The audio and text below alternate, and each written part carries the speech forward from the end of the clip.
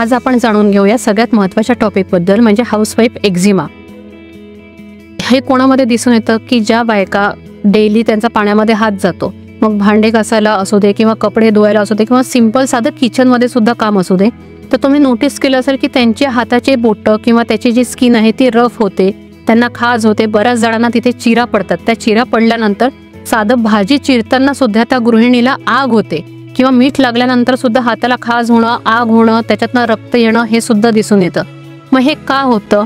तर जेव्हा सतत आपल्या हाताच्या स्किनवर त्या केमिकल्सचा मारा होतो, मग ते केमिकल्स तुमचं साबण असू शकतं, डिशवॉशचं लिक्विड असू शकतं किंवा तुमचं डिटर्जंट्स रेग्युलर असू शकतात, तर त्यांनी ती स्किन हळूहळू ड्राय होते. मग हे नको व्हायला म्हणून तुम्ही काय काळजी घ्यायची, तर मी स्पष्ट माझ्या पेशंट्सला सांगते, असं पाण्यात हात टाकायच्या आधी किंवा कोणतेही काम करायच्या आधी सगळ्यात सोपं गोष्ट म्हणजे ग्लोव्ज घालणं सुरू करा. एखाद्या स्त्रीला नाही जमत की ग्लोव्ज घातल्यानंतर, बऱ्याचदा माझ्याकडे पेशंट सांगतात की नाही मॅम मी भांडे नाही घासू शकत किंवा मला त्रास होतो.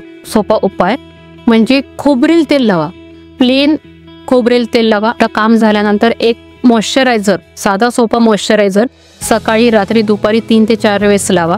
आणि चौथी गोष्ट, जर का तुम्हाला खूप त्रास होत असेल तर तुमच्या त्वचारोग तज्ज्ञांना जाऊन दाखवा आणि त्यांनी दिलेलीच क्रीम लावा आणि त्यांनी दिलेली क्रीम ते सांगत असलेल्या ड्युरेशनपर्यंतच लावा. म्हणजे पुढे सुद्धा तुम्हाला त्रास झाला तर स्वतःच्या मनाने ती क्रीम परत सुरू करू नका.